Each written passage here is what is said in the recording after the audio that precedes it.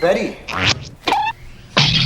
From when I was maybe 2 years old. Okay, that's for the new guy in the night shift. But Elliot tranquilizes him and takes him to his base where he keeps him out cold, much to his daughter's dismay. Nolte experiments on himself, trying to continue Bruce's work, allowing him to physically adapt to his surroundings.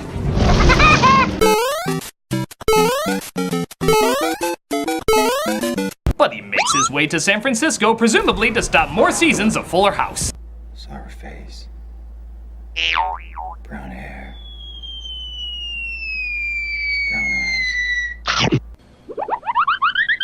Look, if by some chance he did survive, try to contact you. Try to get in touch.